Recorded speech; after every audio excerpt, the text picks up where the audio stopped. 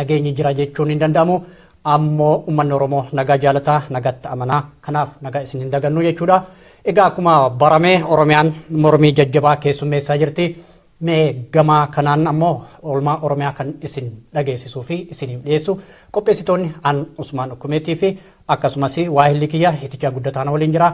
Gama teeknikaatiin kan nu deeggaree yookaan nu gargaaree nu waliin turammoo Fu'aad Siraaj. Turtiin keessan haga xumuraa nu waliin haa ta'u. Mee jalqaba irratti oduu maal qabattee dhiyaatteerta Itichaa gama keetti ittiin deebi'a. Godina Horroo Guduruu Wallaggaa magaalaa Shaambuu keessatti guyyaa har'aa hiriirri mormii guddaan gaggeeffamaatti oole. Hiriira kana irrattis keessumaa namoonni hedduun kan qooda irratti fudhatani. Keessumaa qeerroowwan magaalaa Shaambuu fi barattoonni Yuunivarsiitii Wallaggaa kampaasii Shaambuus akka qooda irratti fudhatanidha. Hiriira kana irrattis keessumaa alaabaan adda bilisummaa Oromoo dabalatee sagaleewwan dhaadannoo jajjaboon agaamaatti akka ture qeerroon magaalaa kanarraa dubbisne ni dubbata. Mee kallattiimaan walumaan haa dhageenyu. Yuunivarsiitii Wallaggaa kampaasii Shaambuutti har'a hiriira guddaatu gaggeeffamaatti ture kan jedhuun dhaga'e. Dhugaadhaa hiriirri gaggeeffameera. Yoo hiriira gaggeessitan ta'e dhaadannoon keessan maal kan jedhu ture? Hiriirri mataa guyyaa har'a magaalaa Shaambuu yookaan immoo Yuunivarsiitii Wallaggaatti kaatee akka bulchiinsa magaalaa Shaambuutti hojiin godhamaa ture dhaadannoo ajjeecha yookaan immoo ajjeecha barattoota Yuunivarsiitii fi akkasuma uummattoota Sumaalee wal qabatee mootummaan ajjeecha kana haadha jechuudhaan barattoonni tokko waan tokkotti hin bu'in haala adda ta'e kaampaasii keessaa eegaluun kan ture. Hiriira kanarratti kan qooda fudhatanii barattoota Yuunivarsiitii kampaasii Shaambuu qofa osoo hin taane guutummaatti jechuudha. Guutummaa garuu kan eegale barattoota Yuunivarsiitii Wallaggaa Shaambuu kaampaasii guutummaan hiriirichaa garuu akka uummata kana magaalaa keessa deemuun alaabaa Oromiyaa qabachuudhaan uummanni sagalee isaa bifa adda ta'een hojjettootatti dabalatee bifa adda ta'een oolee nageenyaanis xumuramee jira. Amma doornittuu deebinee jira jechuudha. Alaabaa Oromiyaa qabannee dhaadannoo keenya dhageessisaa turre gaafa jettu alaabaa kan OPDO moo kan adda bilisummaa Oromooti kan isin qabattanii baatani? Lamaan isaatiiyyuu adda bilisummaa kan Oromiyaas qabatanii lamaan isaatiiyyuu wajjumaan wal bukkee ture. Dhaadannoowwan jajjaboon isin dhageessisaatti turtani irra guddeessatti maal kan jedhu ture gaaffiiwwan keessan ijoon?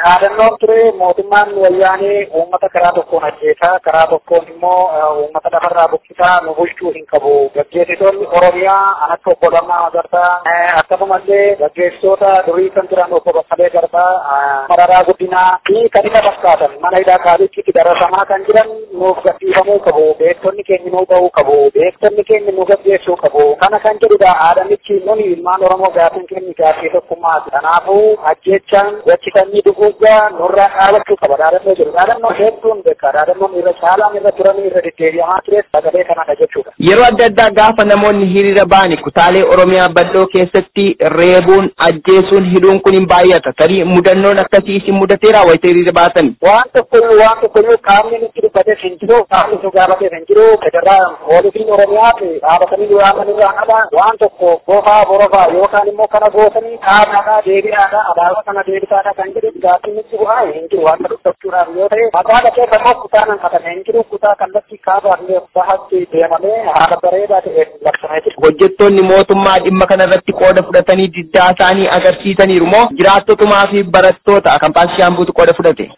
Hojjettoota keessa qooda isaanii kan ba'an jiru daldaltoota keessaas jiru garuu akkasuma hedduudha yoo jenne miti irra caalaa garuu qeerroo fi dargaggoo Oromoo magaalicha keessa jiraatuu fi yuunivarsiitii wal qabatee barattoota akkasumallee ana iskuulii fi pireparaatoorii hangeetti mannee walitti dabalamanii mana barumsaadhaa yaa'anii tooraan iddoo meeqatti walirree seera qabeessaan hoogganamee hiriira bareedaa dhaadannoo guddaa amma jechaa turre kanaan gaggeeffame. Hojjettoota hedduun hirmaataniiru. Keessumatti barsiisonni hirmaataniiru. Barsiisotaa fi akkasuma hojjetaalee magaala keessaa hojjetan isaan kun hirmaataniiru.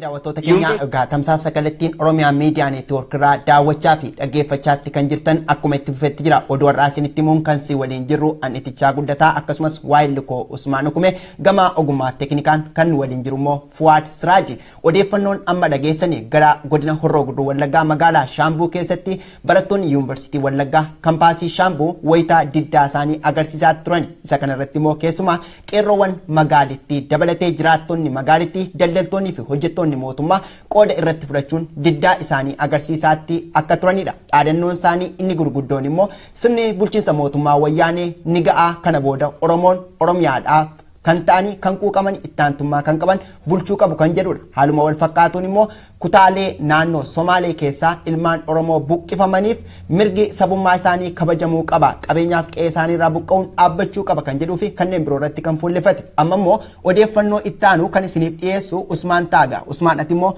gara Baalee nu geessuuf jirta. Mee odeeffannoo kennutti himi. Haaluma wal fakkaatuun godina Baalee magaalaa guddittii Roobee Baalee keessatti mormiin adda ta'e geggeeffamaa oolee jira. Mormii kana kan qindeessan barattoota Yuunivarsiitii Madda Walaabuuti. Yeroo muraasa booda ammoo hawaasni magaalattii hunditti hirmaachuun bifa adda ta'een mormiin magaalaa Roobee Baaleetti geggeeffamaa oolee jira. Kana keessatti ammoo poolisoonni Oromiyaatii fi korri bittinneessaan itti hirmaatanii mormii nagaan geggeeffamaa oolu odeeffannoon achirraa nu ga'e ni mirkaneessa. Egaan daawwattoota keenya mee Roobee Baalee waan itti oolte waliin hordofnee kaanee walitti deebina.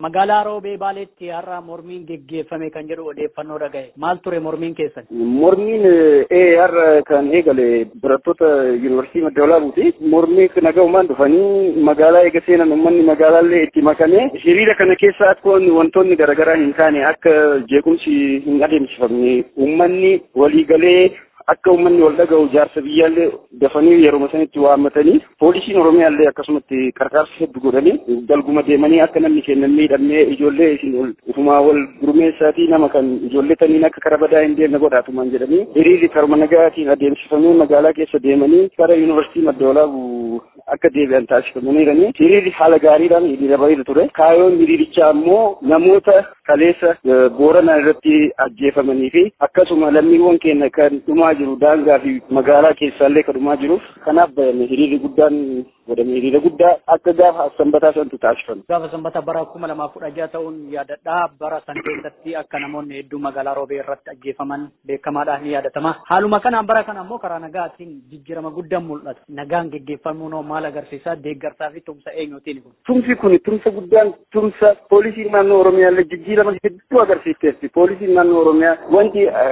bara 2016 godhamee fi wanni amma godhamaa jiru garagara. Maaliif ufcaalaa akka uummanni fi qeerroon wal tasgabbeessuu danda'u amananii jiran. Uummata kanatti dhiifnee jenne uummanni nageenya ofii akka itti wal kabachiisu waan beekuuf nageenya ofii kabachiisu uummanni kun innuu gahee guddaa taphata jedhanii waan yaadanii isaan dalguma goranii akka nu wal qarqaaru akka nu wal dhaabsisuu dandeenyu akka wanti garaagaraa nu keessatti hin uumamne akka goonu nu gorsaa turan. Poolisii naannoo Oromiyaa anis karaa kanaan galatoofachuu barbaada waan har'a isaan nu godhan wareegamni wayituu odoon kafalanii nagaan baanii nagaan gallee jira jechuu barbaada. Tole yeroo kanatti sirni mootummaa hundeedhaan laamshaa jiraachuu mul'isuure haala kanaan mormii geggeessitee poolisoonni Oromiyaa korri bittinneessaa itti hirmaatee nagaan geggeessuun sirna mootummaa kanarraa hagam dhiibbaa qaba? Sirriitti dhiibbaa qaba. Maaliif yoo jette tokkummaan kennayyuu isaa dhiibbaadha. Tokkummaan kenna namni kenna tokkoomuun wal dhaga'uun waan guddaadha. Namni wal dhaga'amu nama wal dhaga'ettu alaa gala. Nama wal dhaga'ettu waan tokkorra ga'uu danda'a. Namni wal hin dhageenye gahee wayituu hin qaba. Maaliif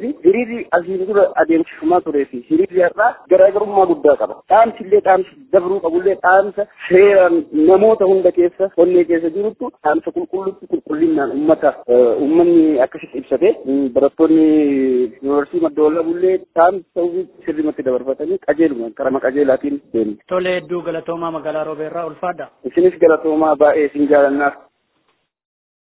Daawwattoota keenya ka'umsi yookaan bu'uurri magaalaa Roobee Baaleetti mormiin geggeeffamee fi guyyaa kaleessaa godina Booranaa magaalaa Sooddaa irratti loltoonni federaalaa wayita meeshaa waraanaa gurguddaa fe'uudhaan humna addaa poolisii naannoo Somaaleetiif geessuuf imalarra jiranitti hawaasichi marsee qabuun wal qabatee tarkaanfii ajjeechaa namoota 5 irratti fudhatamee fi 20 ol akka madaa'an kan sababeeffatuu fi akkasumas kan balaaleffatutu har'a geggeeffame. Haaluma kanaan godinni yookaan daangaaleen Oromiyaa hundi muramee naannoo birootiif kennamuu qabu qabeenyi Oromiyaattis saamamuu qabu lammiileen Oromoodhaa biyyoota alaarraa buqqifamanii deebifaman qabeenyi isaanii saamamuu qabu. Haaluma kanaan ammoo hidhamtoonni siyaasaa nuuf hiikaman jechuun kan magaalaa Roobee Baaleetti mormii jabaan geggeeffamaa oole. Egaa amma ammoo gara oduu gaara mul'ata godina Harargee Bahaatti ceenaa kan nuuf dhiyeesse ammoo waahila keenya Dajaneedha. Mee itichaatoo maal harkaa qabdaa isa san irratti kan Dajanee dhiyeesse? Meekkadatti man sana haa daawwan. Tole gara sumatti ceenaa gara mul'ataa keessatti rakkoo jajjabaa uumaman Dajaneen waahili keenya nu dhageessisa. Naannoo gaara mul'ataa. Amma haalli amma jiru amma tasgabbiidha. Kalee mucaa keenya tokkorraa kan xaaxaaqii miila dhoyitee miilli irraa muramee miila awwaallee jira beekte. hiriira dheengada guyyaa dura aanaa urfaa calleetti ijoollee nama 5 qawweedhaan dhawan guyyaa 3 amma guyyaa 3 eegas booda amma abbaa namni 3 galee jire tokko riiver jaanii afaan keessa qawween dhawite Addis Ababa kuchiisan tokko daawwee aanaa urfaa callee magaalaa daawwee kadhaame miila irraa mure akimatti miila muramu malee ta'u jaanii miila irraa muran waamichi hiriira kanuma guyyaa labsiin Jawaar biraanuu labsameeti daa gabrummaa kan jimaan awwadaa itti cabuu qabaa boombaasitti dhaquun qabuu Oromiyaan teenyaa kan guyyaa san dhaadannoo guyyaa san goonu jechuudha. Ayyan daawwattoota keenya egaa daawwachaatti kan jirtan tamsaasa kallattii Oromiyaa miidiyaa isiniif darbaatti jirudha. Qophiin keenya immoo oolmaa Oromiyaa keessumaa kutaalee Oromiyaa keessatti oolmaan Oromiyaa maal fakkaata? Oromoof Oromiyaan maatti oolte kan jedhu oduu qabannee isiniif dhiyaannedha. Oduu kana kan isinitti himaa jirru Annitichaa Guddataa akkasumas Usmaan Ukumees na waliin jira. Gama ogummaa teeknikaan kan waliin jiru immoo Fuwaad Siraaji. Odeeffannoon amma dhageessani keessumaa gaara mul'ataatti diddaan kun kan inni itti fufe Harargee ba'aa jechuudha. Inni guddaan keessumaa nama ta'e yeroo darbee hiriira iddoo sanatti gaggeeffame irratti miidhaa humnoonni waraana mootummaa wayyaanee geessaniin namni kun qaamni isaa irraa cituudhaaf dirqameera keessumaa miilli isaa jechuu kooti. Isa kana irratti immoo namni kun tajaajila wal'aansa fayyaa argachaatti kan jiran magaalaa Harar hospitaala Hiwoot Faanaatti. Jiraattonni yookiis immoo qeerroowwan naannoo kanaa dhimmi kun dhaabbachuu qaba sarbamiinsi mirga namoomaa nurratti ga'u dhaabbachuu qaba kan jedhudha. Egaa isa kana walii wal qabatee kutaalee Oromiyaa keessatti diddaa jabaan gaggeeffamaatti jira. Diddaan kun immoo fincilli diddaa gabrummaa gara xumura gabrummaatti ta'ee isa booda bilisummaa guddaa fi walabummaan Oromiyaa keessatti golabamuu qabaa isa jedhudha kan isaan jechaatti jiran. Mee kallattiidhaan egaa odeeffannoo ittaanu Usmaan gara godina Wallagga Bahaa magaalaa Naqqamtee nu geessuuf jirtan fakkaate. Naqqamtee akkamitti oolte? Egaa magaalaan Naqqamtee har'as guyyoota 2 mormii jabaa keessummeessaa jirti. Haaluma wal fakkaatuun immoo godina Wallaggaa Lixaa magaalaawwan akka Gimbii, Ganjii, Ayiraa Gullisoo, Hoomaa, Laaloo Assaabii, Najjoo, Yuubdoo fi kan kana fakkaatutti mormiin babal'atee geggeeffamaa jira. Egaa mormiin kun kan bifa adda ta'een geggeeffamuu isaati odeeffannoo nu dhaqqabe. Egaa mee Naqqamtees dabalatee godina Wallagga Lixaa magaalaawwan hedduu daawwannee walitti deebina.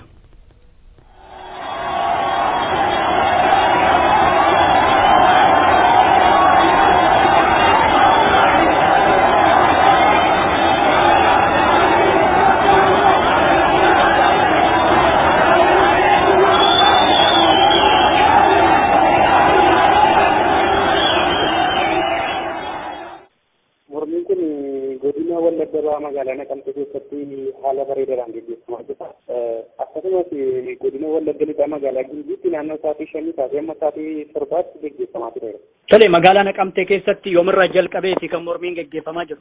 Magaalaa Naqqamteetti kaleessa jalqabee gaggeeffamaa kan inni turedha. Irra caalmaa baay'ee ho'ee haalaan kan inni gaggeeffamaa ture kunoo sa'aatii 8 sa'aatii 9 bakka sa'aatii 1 walakkaadha egalee amma sa'aatii kudhanii digdama irratti gaggeeffamaa tureera. Amma ammayyuu waan qabbanaa miti. Yeroo biraa gara keessa deebi'e malee. Mormii keessan kanarratti dhaadannooleen dhageessifaman jiru gaaffiin keessanoo maal fa'a ture? Ittiin jennee ture Baqqalee Garbaa gadi nu sadhiifamanii, Doktor Maraaraa kan gadi nu sadhiifamanii, walumaa gala hidhamtoonni siyaasaa gadi nu sadhiifamanidha. Akkasumas Oromoon ofiin of haa bulchu, abbaan biyyaa Oromoodha kan jedhudha haalli jecha. Wayita kanatti miidhaan dhaqqabame jira fakkeenyaaf wanti akka doorsisuudha yookaan hidhuuf sodaachisuun wantoonni akkasii mul'ata gama loltoota federaalaa fa'arraa. Lakki wanti tokko iyyuu turre haalaan wanti ture naannoo poolisii Oromiyaa poolisiinis jiru namni meeshaa baatee jiru hin jiru namni ulee tokko baatee jiru hin jiru loltoonni Oromiyaa calima jedhanii ilaalaa turanii haalaan akka ilaalanitti haalaan waan itti makamuu barbaadan jiru fakkaata. Baay'inni mormitoota kanaa naannoo namoota kuma jaanuma torba kan naqanidha kan irratti argamee mormaa ture. Korri bittinneessaa fi poolisiin Oromiyaa hoo maal gochaa jiru yeroo isin mormii gaggeessitan kanatti? Mormii miidiyaan dura ba'amee irraa morkatamaa ture isaan immoo naannoo murtii kanarraa hidhanii biichii irra bakka karaarraa hiikaniitu karaa lafa deemtotaaf asii kanarra dhaabatanii callisanii malaa turan. Magaalaa Naqamteetiin alatti ammoo gara biraa hoo eessa fa'aatti mormiin amma geggeeffamaa kan jiru? Magaalaa Naqamteetiin alatti akkuma kaleessa heerame ta'e magaalaa Qilxukaarraa akkasumas magaalaa Mandii yeroo akka toldeebiin immoo magaalaan Naqamteet immoo haala bareedaa biyyitti mormii isaanii agarsiisaa turan. Baay'inni namoota magaalaa Naqamteet argamanii naannoo namoota 4,500 gidduu kan ta'anidha. Haalaan bareedaa ture kan isaanii immoo. Gaaffii kiyya na hubattee fakkeenyaaf mormii keessan kanarratti dhaadannooleen hin jiru, gaaffiin hin jiru, hidhamtoonni siyaasaa habaanii, daangaan Oromiyaa kabajamu, ajjeechaan haa dhaabbatu, mootummaa wayyaaniitiin hin bullu. Kanaaf kanneen biroollee mormii fi gaaffii keessa wal fakkaataadha guutummaa Oromiyaa keessatti. Deebii yoo dhabe maali wanti itti aanu? Deebiin dhaba yoo ta'e amma lammiileen keenya daangaa irratti lubbuun isaanii jira. Akkasumas illee ari'amanii kan deddeebi'an jiru, kan qaamaman mataan isaallee jiru. Ari'atamni kun ajjechaan kun lammiilee keenya irraa dhaabbatu yoo ta'e akkasumas hidhamtoonni siyaasaa gadi lakkifaman yoo ta'e qabsoon keenya dhaabbatamuun taane haaluma kanaan kan itti hafuuf kan jedhu kan dhaabbatamu ministeera haalaan kan itti fuutaa.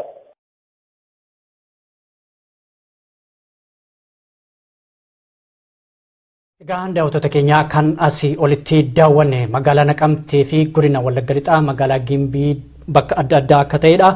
Egaa kanarratti ammoo uummanni baay'inaan magaalatti hacuucee mormii geggeessuu isaaniiti gaaffileen isaanii ijoon haga hidhamtoonni siyaasaa hin bayinitti mormii keenyarraa duubatti hin deebinu daangaan Oromiyaa sarbamuun qabdu yookaan weeraramuun qabdu akkasumas hidhaaf ajjeechaan uummata Oromoo irraa dhaabbachuu qaba wayyaaneen nurraa galuu qabdi uummanni Oromoo ofiin bulchuu qaba kan jedhutu dhaadannoo fi gaaffii isaanii ture. Gaaffiin kun kallattiidhaan hin deebine taanaan mormiin haga dhumaatti itti fufuu qaba kan jedhudha. Haa ta'u malee kan nu achirratti taajjabne uummanni hedduun magaalatti hacuucee mormii geggeessuu isaaniiti. Mee godina Wallagga Bahaa Naqamtee dabalatee Wallagga Lixaa magaalaawwan hedduu irratti mormiin adda ta'e geggeeffamuu isaa maal argitaatii gama keetiin?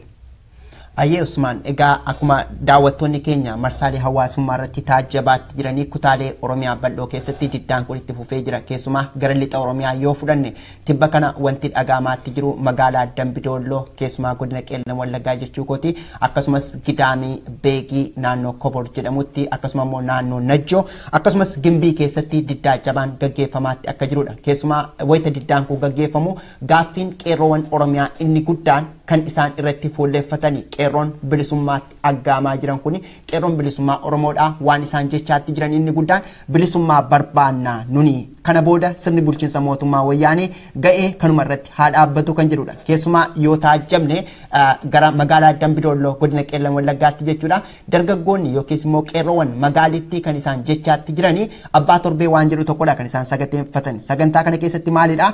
Ati sochii sabni kun gochaa jiru yookiis immoo qeerroon bilisummaa Oromoo gochaa jiru kana fuuldura kan dhaabbattu yoo ta'e yookiis danqaa kan itti taatu yoo ta'e karaarraa gorsuu jechuudha. Isaan kana tarkaanfii akkasii fudhachaadha kan jiranii odeeffannoo baay'ee verified yookiis immoo mirkaneeffame hin taane malee harumallee tarkaanfiin akkasii fudhatameera kan jirudha odeeffannoon gamasii argine. Fakkeenyaaf kaleessa odeeffannoo keenya keessatti kan dhiyeessine keessaa magaalaa Dambidolloo keessatti ajajaa agaazii naannoo sana akkasuma immoo ittaanaa isaarrattidha tarkaanfiin ajjeechaa kan fudhatame. Inni kun akkamiin fudhatame eenyuun fudhatame wanti jedhamu baay'een isaa hicciitiidha. Haa ta'u garuu qeerroon akkasidha kan isaan jedhanii waan qabdu nyaadhu fixadhu sigaa kana booda fuulduraan dhaabattu kan jedhudha. Kana jechuun qaamonni bulchiinsa OPDO illee yeroo ammaa kanatti qeerroo waliin hiriiruun isaanii isa kanaaf waan tokko jechuudha. Mee Usmaan kallattiidhaan ati waan addaa kan qabatte natti fakkaata keessumaa gara Olonkoom mee daawwattoota keenyaaf dhaggeeffattoota keenya nu daawwachiistaa laata? Egaan daawwattoota keenya mormiin kun haala adda ta'een geggeeffamaa kan jiru ta'e osoo jiru godina Shawaa Lixaa magaalaa Olonkoomii keessatti wanti addaa ta'ee jira. Kunis mormiin qophaa'ee ture. Haa ta'u malee mormiin kun yeroodhaan addaan kutamee osoo mormiin hin geggeeffamne hafuu isaati. Maaliif laata? Egaa mee waahilli keenya Dajaneen gamasitti bilbilee odeeffannoo gamasii jiraattota irraa nu dhageessisaa walumaan haa hordofnu. Waamichi kun ganamarreen Akkoo Jawaar Mohaammed ibsa kennamee gaaffii isin gaafatanii fi ibsa inni kenne saniin dhaga'een ture waa xiqqoo nuyi ergaan sun gaarumarraa waan nu darbee nutti fakkaatee ture malee akka karaa biraatiin barreeffamee waan maqaa isaatiin itti maxxansan nutti fakkaanne ture maaliif kana kan godhe immoo nama Oromummaa ibsuu saba Oromoo bakka bu'uuti. Haa ta'u malee barattoonni hubannoo walii sheer gochuun kunis hin jiru. Haa ta'us malee immoo kan nagaati waan xumurameef hanga kana waan nama kanaaf waanuma gaariitiin xumuramee kana booda immoo hubannoo erga arganne booda immoo tooftaa gaaraa dhufuu fi tooftaa uummanuuni naafi ergaa ciccimoo dabarsaa turre waanuma jedhamuuf malu haaluma yeroo kana ilaalchise. Annaa kana booda maalinni karuma miidiyuma keessaniin waan dhugaa ta'e sinirraa hubachuuf miidiyaa biraa hin jiru kan keessan bakka bu'ee wanti dubbatu waan taaneef isa hordofnee yaadna kaka.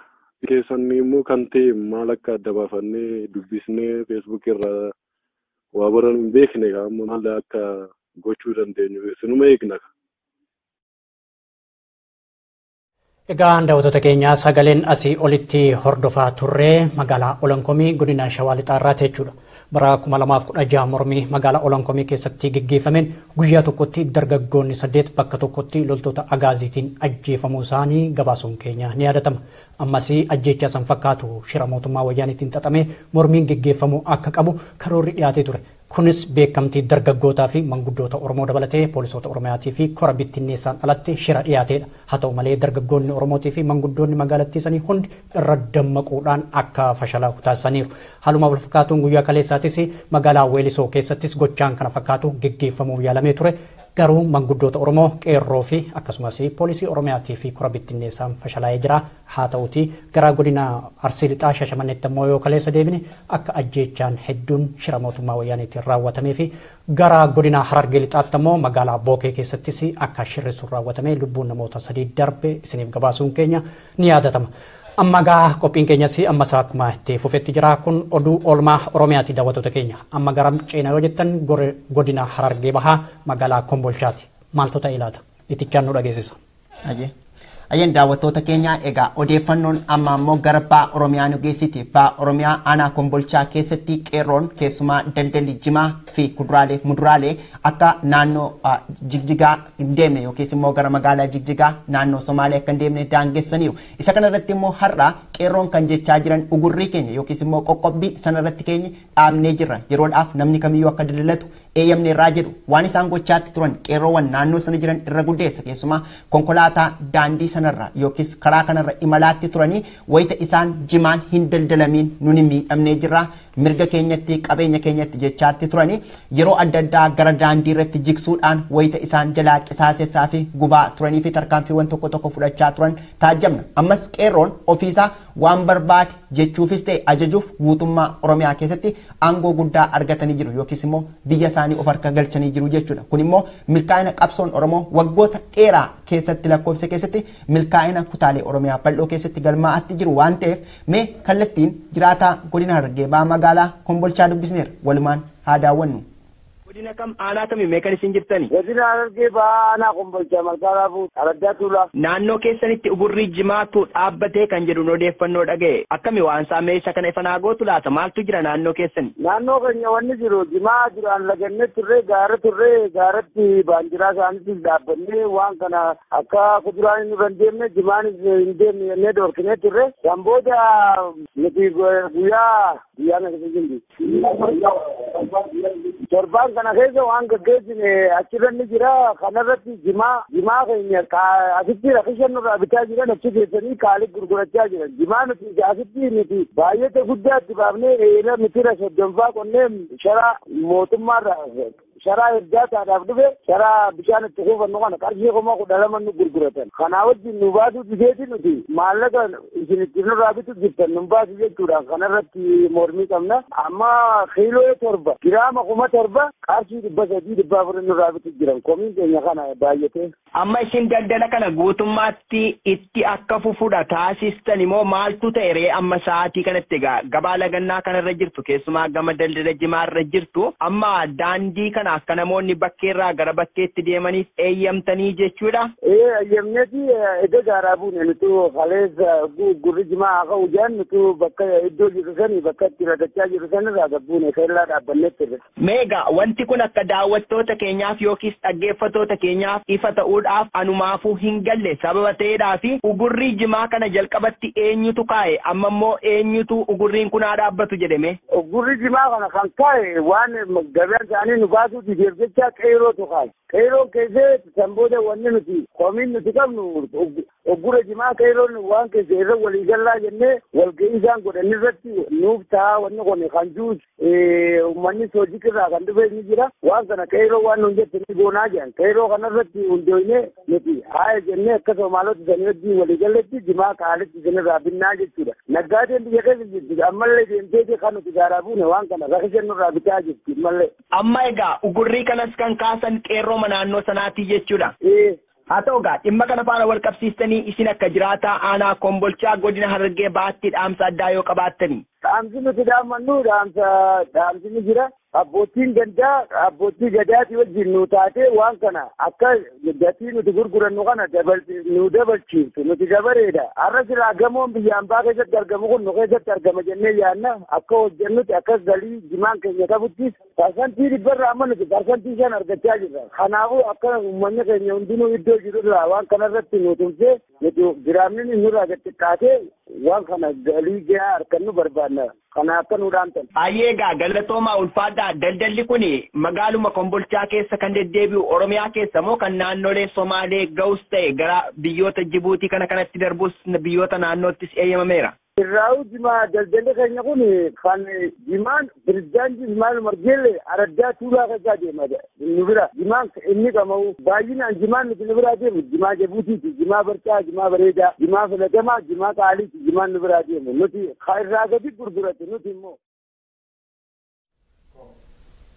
Ayyan daawwattoota keenyaa daawwachaatti kan jirtan kun oolmaa Oromiyaa kan guyyaa har'aa qabannee isiniif dhiyaachaatti jirrudha. Qabiyyeen oduu keenyaa amma dhageessan keessumaa godina Harargee Bahaa aanaa Kombolchaa keessatti wayitaa qeerroowwan magaalittii haala daldala jimaa fi kuduraalee fi muduraalee naannoo isaaniitti oomishaman naannoo ollaafis ta'e biyyoota ollaaf geessuu irratti ugurri yookiis immoo qoqqobbii guddaa kaa'uudhaan turanidha. Haa ta'u garuu haala qabatama jirurraa kan kaane yeroodhaaf magaalaa keenya keessatti daldalli kun akka itti fufu eeyyamnee jirraadha kan isaan jechaatti jiran. Kana jechuun wayita qeerroon bilisummaa Oromoodhaa qoqqobbii akkasii kaa'aatti jiran tumsi poolisoota Oromiyaa iddoo guddaa kan qabu ta'uusaa taajjabuun ni danda'ama. Maaliif wayita isaan qabeenyota yeroo darbe ugurrii kaa'anii yookiis immoo waan tokko daangeessanii isa kanarratti poolisoonni Oromiyaa gahee guddaa taphachaa akka jiranii fi bulchitoonni Oromiyaa keessatti yeroo ammaa bulchanii qaamonni OPDOs hanga ta'e ittaantummaan sabaa waan itti dhaga'ame fakkaata. Usmaan mee kallattiidhaan ati gara godina Booranaa nu geessuuf jirtan itti fakkaata. Mee daawwattoota keenya waan Booranaa dhageessime.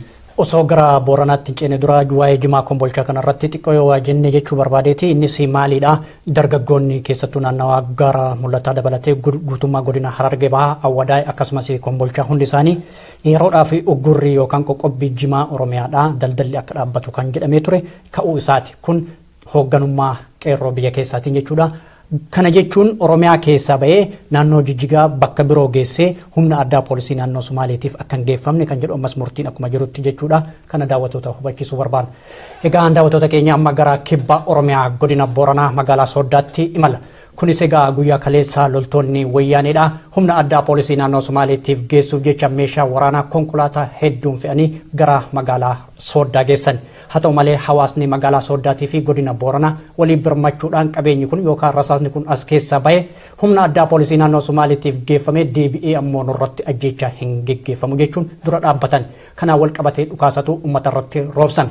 Egaa guyyaa kaleessaa ajjeechaa raawwatameen lubbuun namoota 5 kan darbe yoo ta'u 20 isaanii madaa'uu gabaasuun keenya ni yaadatama. Haaluma wal fakkaatuun ammaan kanas meeshaa waraanaa kun akkuma to'atametti jira hawaasa magaalattii Sooddaatiin jechuudha. Akkasumas poolisoonni Oromiyaatis birmatanii fi to'annoo jala oolchuu isaaniiti.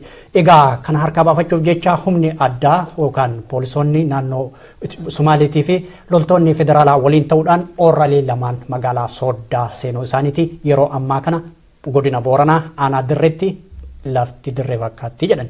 Egaa kanaaf mee gara Booranaa imallee kaanee walitti deebinaa mee jiraataan magaalaa Sooddaa maal jedhu laata? Adoleen amma hospitaala Yaaballoo yaalamaa jirti. Madaani dandarni hin taasinis kee baay'eedha.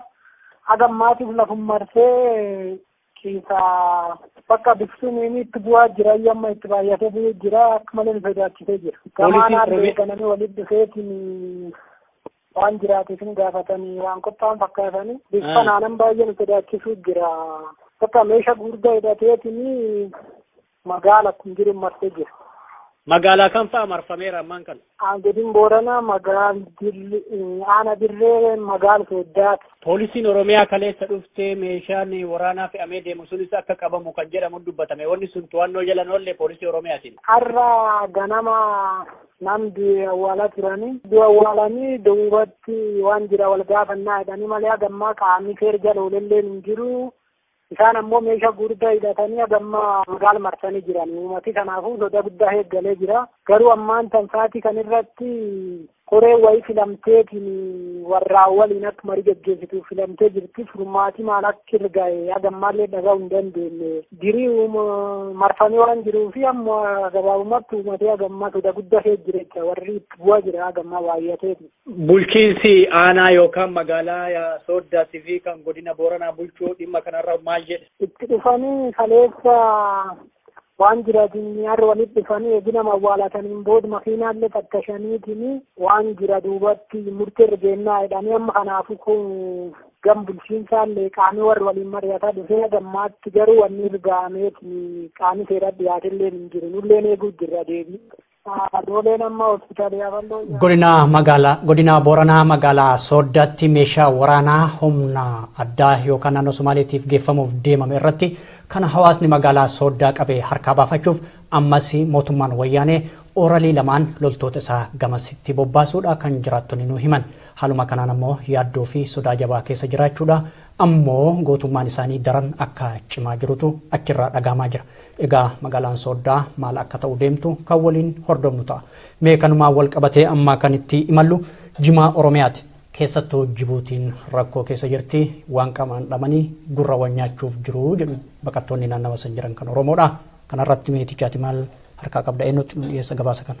Haa ta'u Dajaneen nu dhiyeessa. Aayeen daawwattoota keenya egaa kallattiimaan waan Dajaneen jiraattota naannoo Jibuutii dubbisuudhaan qabateetu isiniif dhiyaata. Qabiyyeen sun immoo dhimma jalqaba isiniif dhiyeessine godina Harargee Bahaa aanaa Kombolchaa keessatti waan qeerroowwan tarkaanfii fudhatan yookiis ugurrii taasisan waliin kan wal fakkaatudha. Isaanis kan jedhan akka qabiyyee isaaniitti jiraattonni naannoo Jibuutii keessa jiraatan yoo jimaan Oromiyaarraa gara Jibuutii hin seenu ta'e baqattoonni Oromoo Jibuutii keessa jirtanii rakkoon cimaan isin mudata jechuudhaan kan isaan doorsaatti jiran. Isa kana immoo yaaddoo cimaa keessa jirraa jedhu baqattoonni Oromoo Jibuutii keessa jiraatan mee akkamiin ibsani miira iddoo sana keessa jiru kan jedhu Dajaneen baqattoota kana dubbiseera. Walumaan haa dhaggeeffannu. Jibuutii irraa bilbilee akkami horii miidiyaa waa'een jiru dabalataa biitillee rakkoo keessa jirti. Jimaallee hin argamu dachiin soomana fakkaatti. Akkasigaa nuti summanni biyya kana jiru gaa rakkoo guddoo keessa jirraa yoo kan jimaan kun seenuu baatu taate ni deemtan bakka ta'an janiiti akkanatti rakkoo ajaa'ibaa keessa jirra jechuudha. Dura nurraan ga'an hin jiru sodaa keessa jirra. Akkasiin nama bakka bakkatti nama akka baadiyyaa keessatti dhiyaatutti reebamaa jira rakkoo guddoo keessa jirra jechuudha. Oromoo dhaabee nuun jechaa jiranii nutillee waaran akkasitti jimaa kana isin dhaabee nuun jechuu jiranii rakkoo nuti isin dhaabee biltanii jimaa kana fichisuus dandeessan janii nuti uummata baqatee biyya kana jiru nuti uummanni baqatee biyya kana jiru amata dila beesi jirra waa jimaa isinirra waan quba qabnuchirraa waan hin qabneef rakkoon teenya tanuma jechuudha. Dhaamsiin uummata Oromootii qabu tokkummaan ol kaanee akkasitti kan yoo kan jimaan kun baatu taate hawaashallee biyya kanarraa nurraa muranii waa hundaa'u akkasitti uummanni Oromoo kan nutillee asirraa galleefirraa qabsoo kanarratti hirmaannuu barbaadna jechuudha. Qabsoon kun tokkummaa har'a jiru kana yoo kan deemu taate keessaa baana jeetiin uummata Oromootii dhaama. Ayyeen daawwattoota keenya oolmaa Oromiyaa har'aan oduuwwan jajjaboo qabannee isiniif dhiyaanne kutaalee Oromiyaa bal'oo keessatti diddaan yookiis mormii jabaan gaggeeffamaatti akka jirudha. Diddaa kana keessattis wareegamni gama lubbuudhaan ga'es ta'e qabeenyaarra ga'e guddaa akka ta'edha kan nuyi taajjabaatti jirru. Haa ta'uutii garuu Oromoon akka Oromootti Oromummaasaa mirkaneeffachuufis ta'e Oromiyaa kansaa godhachuuf diddaan inni agarsiisaa jiru jabaa akka ta'edha. Isa kana keessatti immoo poolisoonni Oromiyaa dhimma Oromummaaf quuqamanii fi ittaantummaa saba isaanii qabanii gumaachi isaan saba Oromoo dachee Oromiyaa irratti waa'ee walabummaa fi bilisummaa isaaniif falmachaatti jiraniif tumsaatti jiran guddaa akka ta'edha. Akkuma haaluma faallaasaa kana ammoo guutummaatti gaafa fudhannu baay'een isaanii immoo wayita sochii kana fuuldura dhaabbachuudhaan gufuu itti ta'anis jiraattonni kutaalee Oromiyaa bal'oorraa dubbisne komachaatti jiru. Hiriira guyyaa har'aan godina Horroo Guduruu Wallaggaa magaalaa Shaambuu keessatti diddaa guddaan gaggeeffamaa akka turedha. Isa kanarratti immoo barattoonni yuunivarsiitii Wallaggaa kampaasii Shaambuus qooda irratti akka fudhatanidha kan jiraattonni gamasii nutti himani. Haaluma wal fakkaatuun diddaan kun magaalaa Naqqamtee keessattis bal'inaan akka itti fufedha kan nuyi odeeffanne. Haaluma wal fakkaatuun keessumaa godina Wallagga Lixaa magaalaa Gimbii Najjoo akkasumas gara Qeellam Wallaggaa Dambidolloo keessattis diddaan kun jabinaan akka itti fufedha. As gaafa deebinu keessumaa gara kibba Oromiyaatti immoo Booran keessatti akka diddaan kun jabinaan itti fufee fi lubbuu namaarrallee miidhaan akka ga'e guyyaa kaleessaa isiniif gabaasuun keenya ni yaadatama. Dhimmoota kana keessatti egaa guutummaatti oduun nuyi har'a qabanne yookiis oduuwwan jajjaboon nuyi qabanne dhimma kana dhimma jimaas kallattiidhaanis ta'e alkallattiin kaasneerra.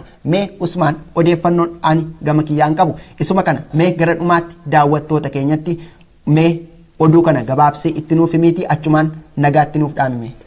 Egaan daawwattoota keenya erga istiidiyoo keenya seenneen booda odeeffannoo nu dhaqqabee godina Harargee Lixaa aanaa Meessoo magaalaa Asaboot keessatti loltoonni federaalaa reebicha hamaa geggeessaa jiraachuu isaati.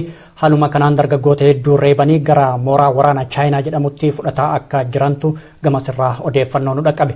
Egaa yuunivarsiitii Bulee Horaa godina Gujii keessatti jechuudha. Akkasumas gara magaalaa Roobee Baaleetti yuunivarsiitii Madda Walaabuu hiriira jajjabaa keessummeessaa jiraachuu isaaniiti. Hagammaatti kan hordofaa turtan odeeffannoolee oolmaa Oromiyaati. Kanaan alatti ammoo baqattoonni Oromoo Jibuutii keessa jiran baay'inaan yaaddoo jabaa keessa jiraachuudha. Kunis jimaan Oromiyaa keessaa bahee Jibuutii seenuu dhabuun waan qamaan dhabanii akka miidhaa yookaan qaamaa akkasumas lubbuu isaanii irratti tarkaanfii fudhachuuf lammiileen biyyattii dhaadachaa jirantu baqattoota Oromoo Jibuutii irraa nu dhaqqabe. Egaa nutis qabeenyi Oromiyaa keessaa bahee uummatuma keenya miidhaa jiraachuu arginee jirra. Kanaaf baqattoota Jibuutii, Hargeysa, Jijjigaa fi Puuntilaandii keessa jiraatan rabbi sinaatissu jecha daawwattoota keenya oolmeeni Oromiyaa har'aaf qabannee kanuma. Hagammaatti nu daawwachuu keessaniif ammoo galatoomaa. Qophiilee kanaa kan isin biraan gahaa turre an Usmaan Kumeeti akkasumas waayilii kiyya Itichaa Guddataa fi gama teeknikaatiin Fu'aa Siraaj akkasumas sagaleewwan garaagaraatiin nu deeggaree kan wajjin tures Dajanee Guuttamaa hunda keenyaan galatoomaa jecha isinis nu